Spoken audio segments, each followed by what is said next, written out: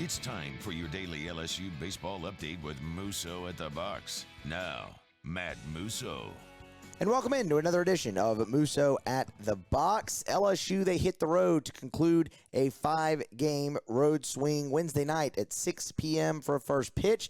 They'll be at Pat Connealy Diamond at Alumni Field in Hammond, America to face the Southeastern Lions. It should be a raucous crowd over there down I-12, as that is expected to obviously be a sellout, just as it was last season when LSU visited Hammond. That was a 10-0 run rule victory for LSU. This will be the 94th meeting all time between the Tigers and the Lions. LSU leading that series 75-18 and have winners of 29 of the last 31 meetings. As I said again, won last year, blanking the Lions 10-0 in a game that only went 7 innings. So we'll get you a full preview of that one here today. Some interesting notes actually to make about Southeastern. I think a team, and I'll tell you why when we get to there, but I think a team that's maybe kind of exceeding expectations right now in Coach Barbier's first year. So that's definitely going to be something that we're going to have to keep an eye on,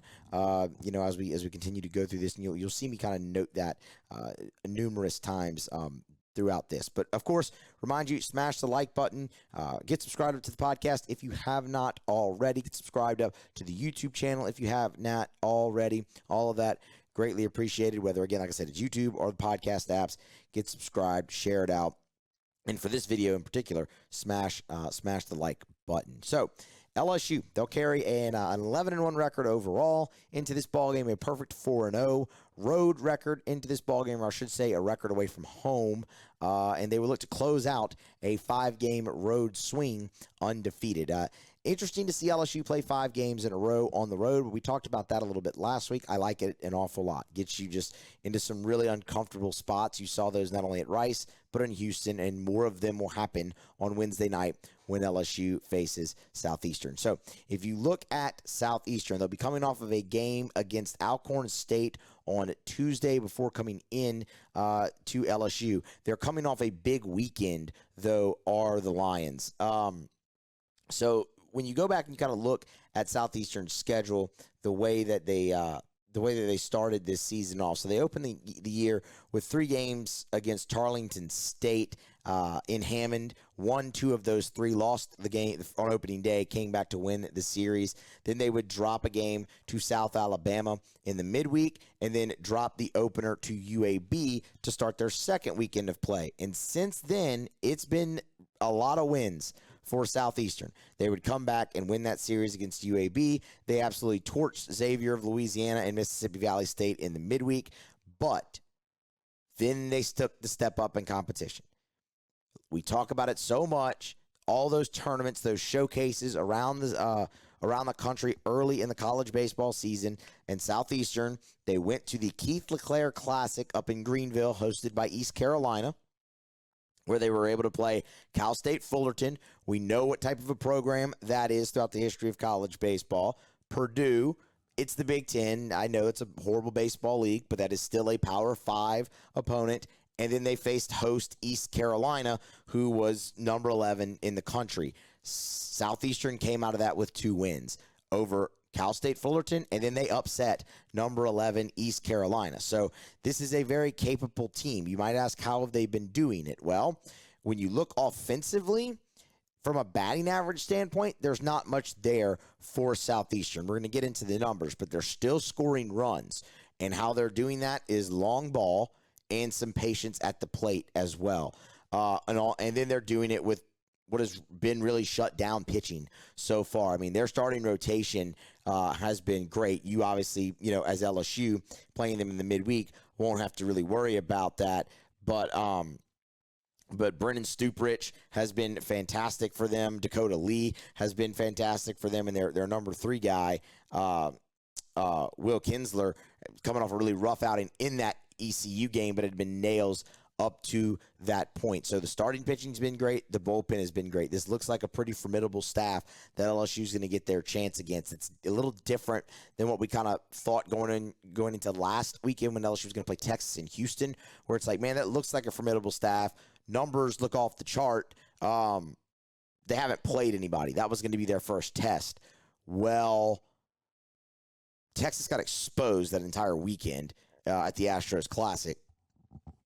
You're looking at these numbers from Southeastern that we're about to get into on their pitching staff, and you've seen them actually take the step up in competition already. So that's at least, I think it lends it to maybe a more credible sample for these Lions. So, I mean, you look at all those wins, right, and like I said, they'll be coming off a game against Alcorn State, and I fully expect Southeastern to beat Alcorn State. I just do. So that would put them at 9-4. This is a team that was picked to finish 7th in the Southland Conference out of 9 teams, and they're at 9-4 with an upset win over ECU. Early in the season, it looks like they are kind of outperforming what expectations were for them nationally. They had one guy make preseason all Southland, and it was a second team honor. It wasn't even on the first team, second team honor, and it was infielder Jake Hayes. And granted, he's off to a slow start, but it just, again, shows you there weren't great expectations for this team, but they are off to a really good start with some really good wins. So LSU, I say all of that to say this. LSU is going to have to go out there and play a really solid game to get away with a win over there at Alumni Field. Again, going to be a raucous environment. This is what I kind of expected the Rice game to be like, in a sense. LSU will absolutely have a contingent of fans down in Hammond, but it will actually feel like a road game for them. It always does when they show up to Southeastern. The fans, the students, they come out for that game, and they sell it out. LSU, like I said, yes, they will have their fans. LSU fans will absolutely travel the 40 minutes down I-12 to be at this game, but they will be outnumbered. At least they normally are when LSU visits Southeastern. So this will be a true road environment for LSU, so I'm excited about that. Let's talk about what you might see on the mound from a starting pitching standpoint, and then we'll get deeper into some of the numbers on Southeastern, give you what we're looking for in the game, and send you on your way. Your starting pitching matchup for LSU, no surprise, it will be freshman lefty Cade Anderson, making his 3rd appearance on the year, his 3rd start. He is 2-0 with an ERA of 1. In 9 innings pitched, he has walked 4 and struck out 13. So, keeping with what I was just saying, one of the things I want to see from Cade Anderson, I thought he handled himself, honestly, phenomenally at Rice. No surprise there, but this will be a little bit more of a hostile environment. How does he respond to that? He was able to really keep his heart rate down, slow, steady, wins the race right over there at Rice. He might be able to get elevated a little bit here in this, and I kind of hope it does at one point because I want to see how he responds. I think what Cade Anderson has shown you so far is he's been absolutely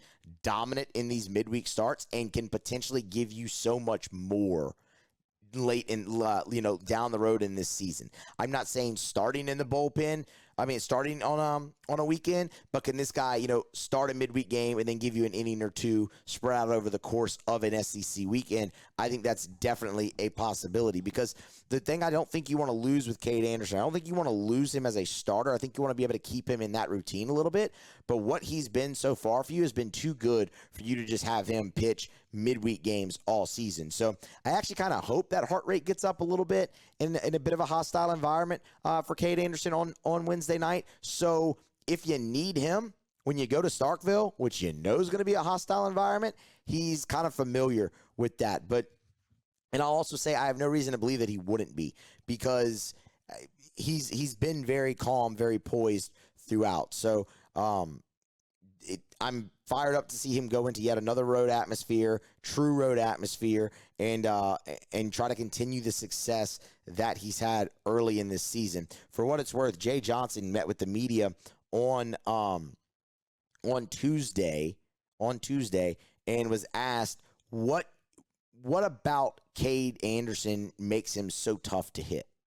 Number one, he's a good athlete, and the longer I do this, the athleticism part of pitchers goes a long ways in just their ability to command the baseball, and the game's about strength. or strikes, excuse me. So his athleticism, he's in the strike zone a lot because he can repeat his delivery, consistent with his release point. He can change speeds, moves the ball around, and I just think he likes competing. I think it's, if you look at the freshman class with Jake, Steven, Cade, Larson, Kucherak, like they're all very good athletes, and they're all very competitive. And so I think that's what stands out about him. So looking forward to another great start from Cade Anderson Wednesday night against Southeastern. I have one more thing that I want to see from him, but we'll save that for the end of the show. As for Southeastern, well, this is going to be pretty interesting as to who they start. So at the time of this recording, I do not have an announced starting pitcher for Southeastern. There's a couple ways that they could go. They played 2 midweek games last week, and you saw Carson Robb get the start in one. You saw his older brother, Hayden Robb, get the start in the other. That's not going to happen this go-round because both Carson Robb and Hayden Robb pitched Tuesday night against Alcorn State. So who could it be? Well, let's go down the list here and see. I mean, if I'm looking at guys, they're not going to start a weekend guy, right? So you can eliminate Stuprich, Lee, and Kinsler. And outside of that, the only other guy who has made a start for Southeastern is Jackson Rodriguez. Left-handed arm. Before he was at a Lion, was a Bengal over at LSU. Great program, obviously. We know how successful LSU Eunice is in the junior college ranks, and he's been nails this season. 1 start, but 5 appearances. They've really moved him to the back end of the bullpen, so I don't really know if Rodriguez is going to be the guy that they want to start. Maybe they do, and it's in a limited role, so they can have him for the weekend, but you run the risk of, okay, you want this win against LSU if you're Southeastern, obviously for all the reasons that many of us know, RPI, this is a win that follows them for the rest of the year if they can do it. And they play LSU twice this year as well. So that would be interesting. Do you use him? For what it's worth, in his start, he only threw 1 inning. It was the midweek game against South Alabama that they played. He only threw 1 inning there. So if they do go that route, I don't know if I would expect him to extend. Now, if they do not go the route of Jackson Rodriguez, it will be somebody making their very first start. And for that, I don't even have a guess for you there. I'm sorry, I'm not familiar enough with Southeastern baseball to hazard a guess there. What I will say, one more thing about Rodriguez, is if this is a close game, you can expect to absolutely see him. Leader in appearances. They've moved him to the back end of the bullpen in a sense. What they've really done with him is brought him in the biggest leverage spot in the ball game. It just happens to normally be kind of at the end of the game. I mean, I look at this game against Tarleton. He pitched 3 1/3 innings in that ball game. It was in the middle. It was in the middle. He came in the 5th inning with 1 out. He came into the game in the 5th inning with 1 out. Southeastern has a 1-0 lead, and there are runners at the bases. There's runners at the corners. And that's 1-0, runners at the corners. That's when they go get him. He shuts it down, goes 3 1/3, shutout innings. They end up winning that ball game. That's just one example of many. I mean, that is how they've used him more often than not. Sorry, I screwed up on my notes over here. So my apologies there. I was going to get you another example of how they. Boy, this thing's not cooperating. This laptop. My apologies. Okay. The East Carolina game is another example of that. Runners on. South Carolina. Runners on. You're clinging to a lead. If you are Southeastern at that point. And this happened to be late in the game. It was the 8th inning when he was, or or I'm sorry, pardon me, it was the 7th inning. It was the 7th inning when he came in, but same type of same type of scenario. Southeastern's up 11-7 over ECU. You're trying to pull off this upset. You get into a little bit of trouble. You got runners at second and third. Runs are already in the inning. You go to him to get you out of that fire, and ultimately he does. He allowed 2 of the inherited runners to score, but you had a bigger lead. He shuts it down and doesn't allow anything the rest of the way. So if Southeastern's in a position, again, I tell you all of that, even as kind of clumsily as it was at some points, I tell you all of that to tell you if Southeastern is at any point in this ball game and feels like they have a chance to win it, they're going to Jackson Rodriguez, and he has been extremely, extremely effective from the left side for the Lions early in this season. That is provided they do not give him the start. I don't think that they will give him the start, but they could because he's been so great. That they figure, okay, he's one of our best arms. Let's run him out there to start this ball game, see if we can't get ahead of LSU early, because they know runs are going to be tough to come by against Cade Anderson. But if he does, his longest outing on the year is 4 innings. That came in relief against UAB, so he can extend a little bit. It's just in his one start he didn't. So I will tell you right now, for Southeastern, it will be Jackson Rodriguez or somebody making their very first start. Looking at other guys to keep an eye on here out of the bullpen or just on the pitching staff to be in general, I should say they've used a lot of arms, kind of like LSU. A lot of arms have made appearances for Southeastern. We'll go with Lakin Polk, though, as one to definitely keep an eye on. The ERA is a little elevated, but he is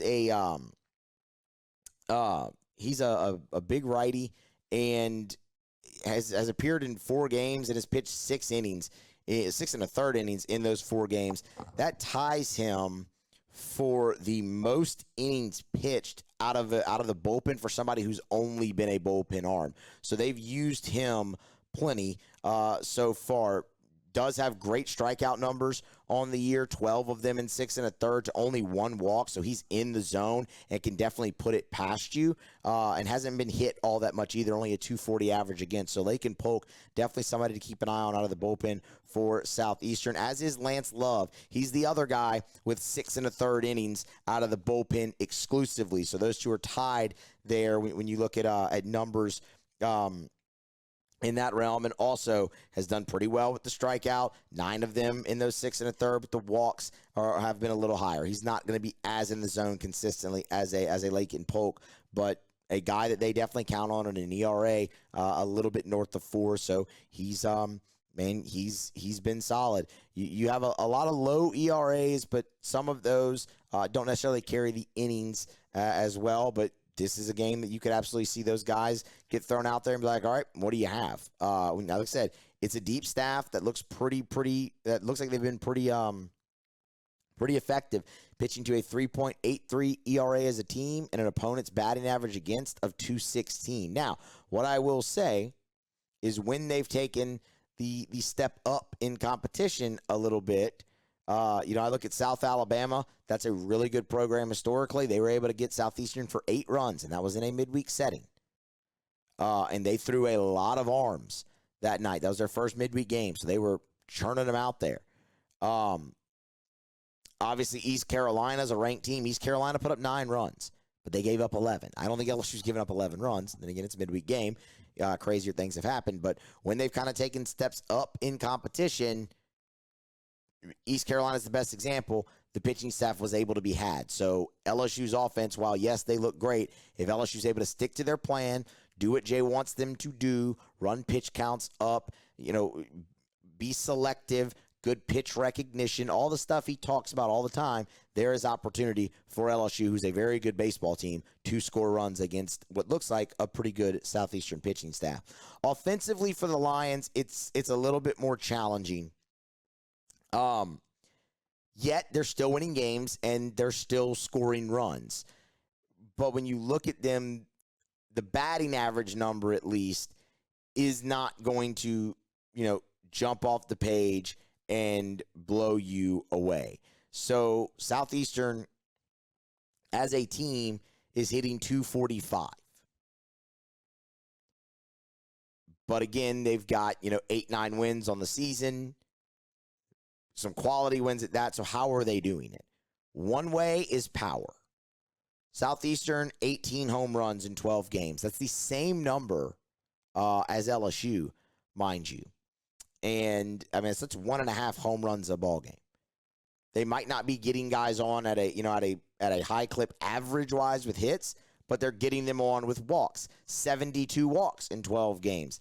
6 walks per ball game out of that lineup. That's massive. You throw in the fact that they've been hit by 18 pitches. That's a lot of free passes that they're being able to generate. And when they're getting on, they're getting them in. And a lot of the time, it's with the long ball. So who are the guys to really take a look at? Well, they're not hard to find. They're right at the top of all the stats for Southeastern. Jude Hall is number 1, leading hitter at 433, leading home run guy with 4, leading RBI man with 13. So you put a big old circle and about 4 stars next to Jude Hall in the lineup. For what it's worth, where might you expect to see him in the lineup with those numbers? You would obviously expect, middle, right? Well, no, he's hitting the leadoff spot more than not because he's their center fielder. He's also a good threat on the base path, 3 for 3 in steals. Jude Hall, somebody you're going to have to keep off base at the top of that lineup. And when they get on base, at the bottom ahead of him, be sure you don't let him get the big hit. If he's not going to get the big hit, Shea Thomas is the other guy that they've looked to plenty to get the big hit. Third baseman for Southeastern. He's hitting 341. He's second on the team with 3 homers and second on the team with the 11 RBI. He leads the team with 3 doubles. So big-time slugging percentage from both Hall and Shea Thomas there. Those are the 2 big bats that are driving in a lot of runs. Parker Coley, 10 RBI. That's a noteworthy number there. And then Balin Sorensen. He wasn't in the lineup to start the year for Southeastern. Made his debut in the UAB series. That was the second series of the year for them. Got really, really hot. His first 4 games, he recorded 5 hits. 3 of them were home runs. Really struggled after that. Went 0 for 3 against Mississippi Valley, 0 for 3 against Fullerton, 0 for 2 against Purdue. And then they sat him in that East Carolina game. He was back in the lineup against Alcorn State. So I'll be curious to see if he is in there against LSU. Very streaky there. The average not going to blow you away, but the 3 home runs in 3 home runs out of 5 hits that he's had on the season, that definitely stands out. That's a lot of power. So even if he isn't in the ball game to start, maybe look for him potentially as a pinch hitter in a big spot where if they need him to come jump the yard, that's a certain place that he could be. So Southeastern, they don't hit for a high average, but they get them on, they get them over, they get them in. 10 for 10 in stolen bases so far on the season as a team. We mentioned the 18 home runs in 12 games. And let's see, what is that? Is that 90? Yeah. 90 free passes that they've worked and drawn so far on the year too. So LSU's pitchers are going to have to be fine. And look, they have. They've been in the zone constantly here early in the season. That's definitely something that you want to see. So let's get into that portion of the show. What do we want to see from LSU when they go over to Hammond on Wednesday night to face the Lions and try to get win number 12 on the season? So I mentioned a second thing I wanted to see from Cade Anderson. Jay, we played the cut earlier of him, what makes Anderson so tough. He was also asked if they wanted to see Cade Anderson mix his pitches a little bit better. And the way Jay took it is an intriguing answer. Jay, he said that he understands the question, the Rice game was really heavy fastball, but that was dictated a lot by the conditions at Reckling Park. The wind was howling in from left field. Rice had a predominantly right-handed lineup, so they felt they could get through it a lot with fastball with Cade Anderson. the secondary stuff, when he has a feel for it, is really good. That curveball is absolutely filthy. He had a good feel for it in some of the scrimmages that I saw him in, and it is really, really nasty. So I want to see if if this game dictates them mixing the pitches a little bit more with Cade Anderson, and we see a little bit more of that full arsenal. And if it does, can he execute it? I believe that he can, because the thing we've talked so much about him, he's a strike thrower. And it's just what he is. But we'll see if the feel's there and if the plan dictates a little bit more. So that's something that I want to see. Okay, let's move to the lineup. Well, actually, wait. A couple more things. I would love to see Cam Johnson get some time in this ball game. We have not seen Cam Johnson pitch for LSU since momentary here. I'm doing this on the fly. All I did was put a star next to some guys that I was like, man, it feels like it's been a while, and I'd like to see them. Cam Johnson, definitely one of them. So we have not seen Cam Johnson pitch since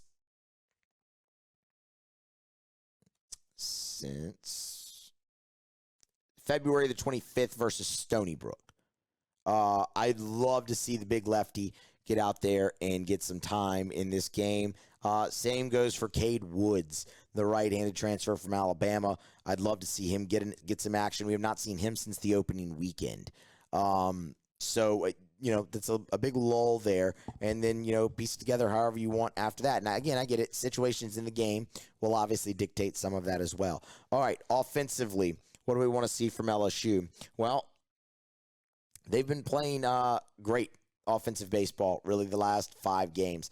Even the game against ULL on the Saturday in Houston, it wasn't pretty early, but when they had opportunity, they really came through and put together some really nice at-bats. They had the 4-run inning where 3 of those 4 scored with 2 outs, so they really put together some nice at-bats there throughout. Hayden Travinski, of course, leading the charge. Love to see them continue to stay within their plan, again, on the road here, away from home, where it's going to be a little bit more hostile this time. Can you stay there? The other thing is something we talked about on a previous episode, where it was, all right, is LSU, can you start to see some more separation from guys in the lineup? And Jay Johnson was asked on Tuesday at his media availability if he ultimately wanted to settle on a lineup. No, I don't want to. I want to do what we need to do that day to win. Why not if you're at a place like this? If you're at a place like this, you can have more than 9 good players. I wouldn't be doing my job, developing them or developing our team, if I wasn't utilizing all of their abilities. And it's still, even trying to do that, there's guys that want to play more, and it's not nothing to do with them. It's just kind of where the makeup of the team is at right now. And so I don't feel like we're boxed into anything. I mean, Tommy is going to play. Obviously some other guys are doing some great things. I could go around 14 or 15 guys and tell you a bunch of things that I'm pleased with all of them.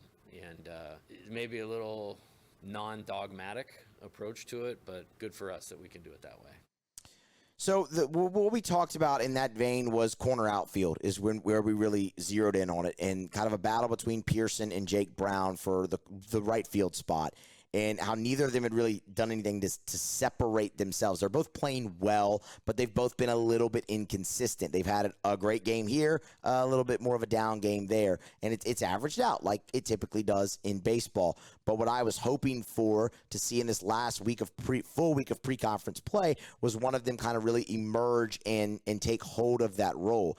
I understand what Jay Johnson's saying. Yes, you have all these different guys. The depth of this team is something that we've talked about over and over and over again, and I don't necessarily think that he's wrong. And he was asked a follow-up to that about how guys are handling, not being in the lineup every day, and they're handling it great. He says, he gave examples. Paxton Kling didn't play one day. He was the best guy on the bench that day, just, being a teammate. Said the same thing about Mac Bingham. Jake Brown stands right next to him every time. Josh Pearson's been great. That's fine.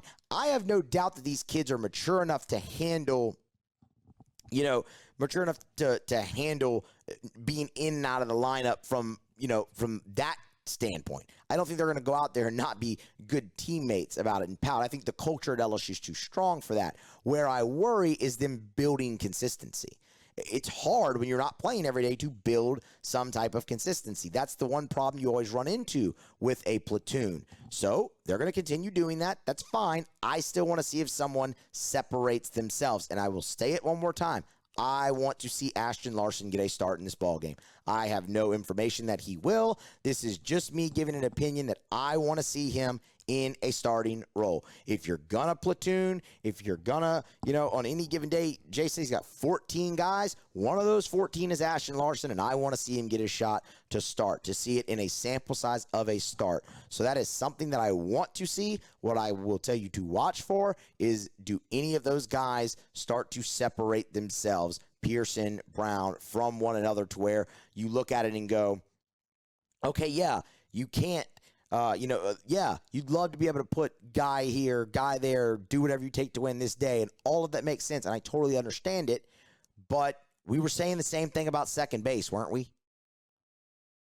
And then Steven Milam hauled off and hit 405 through the first, 12 games of the season, and all of a sudden he's not coming out of the lineup because you can't justify giving somebody his spot. So can somebody take that reign, take the reign there, the reins there in right field? And I would love to see Ashton Larson get a shot at doing that in a starting role. So, watch that. And the last thing I'll say is I want to see LSU just continue to pound the strike zone, continue to throw strikes. Y'all, they walked 8 all of last week, 7 the entire time they were in the Astros Classic. That is one of the lowest walk totals for an LSU pitching staff that I can remember, especially against a step up in competition. So keep that going, because that was a huge problem for them last year. And so far in this season, it hasn't been. And I want to see them continue that. So I think LSU goes to Hammond Wednesday night. I think they get the victory. I could see this being a closer game early and LSU pulling away a little bit later on into the night when you can really see the advantage that LSU will have from a pitching standpoint here in this ball game. That's how a lot of these midweek games are going to go this season for LSU, and I think this is another example of that. So give me the Tigers over the Lions, then they'll come home and begin preparations for the final pre-conference weekend when they face Xavier. We'll have you covered all of it right here on Musso at the Box. So smash the like button, get subscribed up to the YouTube channel, subscribe up on your favorite podcast app, and be here next time for more on Musso at the Box.